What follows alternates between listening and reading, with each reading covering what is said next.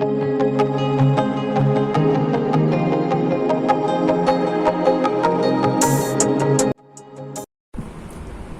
বন্ধুরা, সবাইকে জানাই রথযাত্রার অনেক অনেক শুভেচ্ছা। আজকে হচ্ছে উল্টো রথ। আজকে জগন্নাথ দেব মাসির বাড়ি থেকে বাড়ি ফিরছেন। তো আমি ভাবলাম আজকে একটা ওনার পছন্দের রান্না করা যাক। তো সেটা হচ্ছে পুরীতে যে 56 ভোগ রান্না হয় তার মধ্যে একটা ভোগ হচ্ছে ডালমা। সেইটা পুরীতে আপনি যে কোনো হোটেল বা রেস্টুরেন্টে খেতে গেলেই ওই ডালমাটা আপনাকে পরিবেশন করা হবে। নিশ্চয়ই অনেকেই খেয়েছেন, আর জগন্নাথ দেবের মহাপ্রসাদের মধ্যেও ওটা থাকে। তো সেই ডালমাটা খেতেও যেমন সুস্বাদু তেমনি পুষ্টিকর। সেটা আজকে আমি বাড়িতে বানানোর চেষ্টা করব। আমি একবার বানিয়ে খেয়েছি, আমার খুবই ভালো লেগেছে, তাই ভাবলাম এটার একটা ভিডিও করে আপনাদের জন্য পরিবেশন করি। তো চলুন কিভাবে বানাতে হবে আমি আজকে দেখাচ্ছি। ডালমা বানাতে লাগবে 3 রকমের ডাল, 1/4 কাপ ছোলার ডাল, আর সবথেকে বেশি লাগবে 3/4 কাপ মুগ ডাল, আর 1/2 কাপ অড়হর ডাল। তো ছোলার ডালটা যেহেতু গলতে সময় লাগে সেহেতু আগে থেকে ভিজিয়ে রাখতে হবে। আর সবজির মধ্যে আপনার ঘরে যা যা সবজি আছে দিতে হবে। আর এর মধ্যে মাস্ট হচ্ছে কচুটা। আমি দিয়েছি আলু, কচু, পটল, কুমড়ো, আর আমার ঘরে লাউ ছিল সেটা। আর কিছু ড্রাই রোস্ট করতে হবে মশলা, সেগুলো আমি লিখে দিয়েছি। ধনে, জিরে, মেথি, ছোটো এলাচ, লবঙ্গ, দারচিনি, এগুলো হচ্ছে ড্রাই রোস্ট করে গুঁড়ো করে নিতে হবে। তো প্রথমে একটু গোলমরিচ লাগবে, গোটা গোলমরিচ।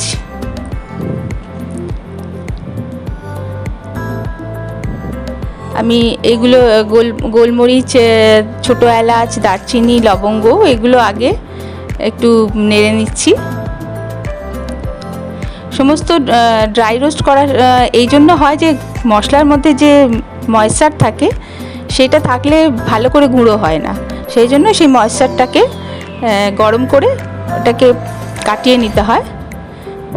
এবার দিলাম ধনে আর জিরে। মেথিটা সব থেকে শেষে দেবো, প্রথম দিকে দিলে মেথিটা পুড়ে গেলে স্বাদটা একদম খারাপ হয়ে যাবে। হালকা আছে, অল্প আছে, এগুলোকে ড্রাই রোস্ট করতে হবে।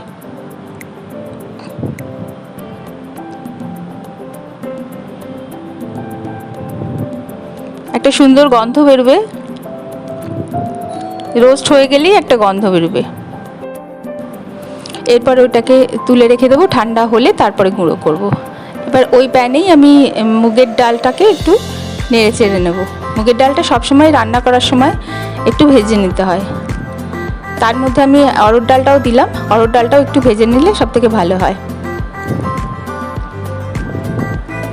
মুগের ডালটার একটা সুন্দর গন্ধ বেরোবে ভাজার পর। খুব বেশি ভাজবেন না, তাহলে পুড়ে যাবে। এবার এই ডালগুলো সব একসঙ্গে খুব ভালো করে ধুয়ে নিতে হবে। এবার একটা কুকারে জল নিলাম, তার মধ্যে ডাল দেব। 3 রকমের ডালই, ছোলার ডালটা আগে থেকেই ভেজানো ছিল।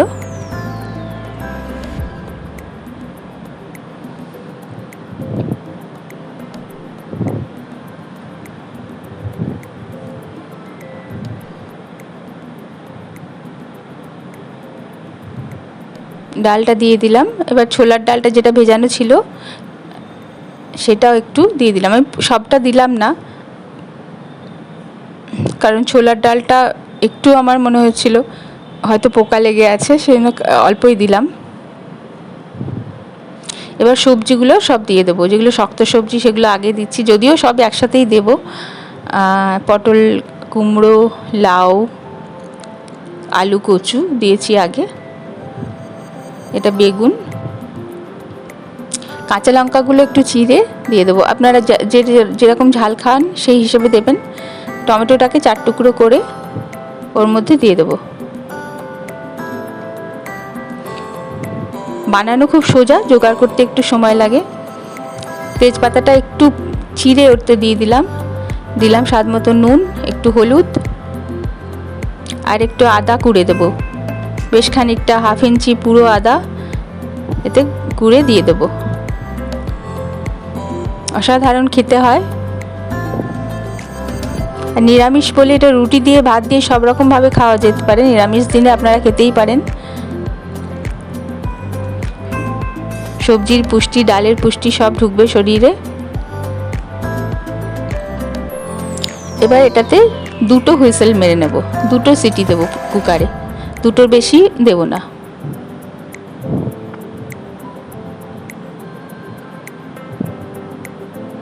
এর মধ্যে আমি ভাজা মশলাটা গুঁড়ো করে নিয়েছি, ঠান্ডা হয়ে গেছিল।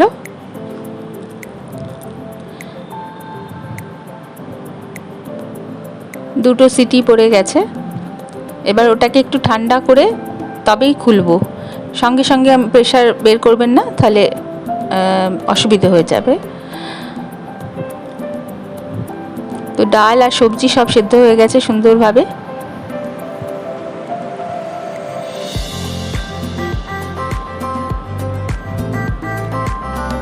এবারে হচ্ছে আসল কাজ, এই ফোড়নটাই হচ্ছে এর স্বাদের রহস্য। এতে দেব 1.5 চামচ দেশি ঘি। দেশি ঘি না থাকলে আপনি গাওয়া ঘি দিতে পারেন, ঘিটা একটু বেশি পরিমাণে লাগবে, তবেই স্বাদটা আসবে।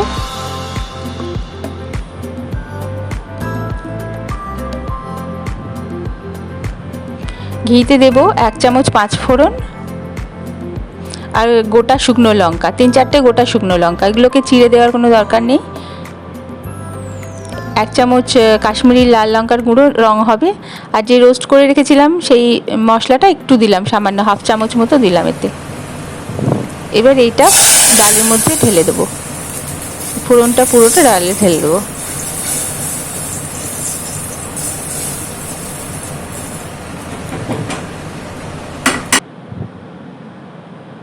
সুন্দর করে মিশিয়ে নেব ওটা। তারপরে আঁচটা চালু করে দেবো আবার গ্যাসটা। এটা ফুটতে শুরু করলে আমি রোস্টেড মশলাটা আরও 1 চামচ ভালো করে দিলাম, 1 চামচ চিনি দিয়ে দিলাম। যেহেতু নিরামিষ রান্না সেহেতু একটু চিনি তো লাগবেই। আর এটা ডালটা ততক্ষণ ফোটাতে হবে যতক্ষণ ডালটা গাঢ় না হয়ে আসছে। গাঢ় হয়ে গেলে এটা ঢেকে রেখে দিন, স্ট্যান্ডিং টাইম দিন, তারপরে পরিবেশন করুন। ভীষণ সুন্দর খেতে, জগন্নাথ দেবের প্রিয় ভোগ ডালমা। কেমন লাগলো আমাকে জানাতে ভুলবেন না। আমার সঙ্গে থাকবেন, পাশে থাকবেন। সবাই ভালো থাকবেন, সুস্থ থাকবেন। নমস্কার।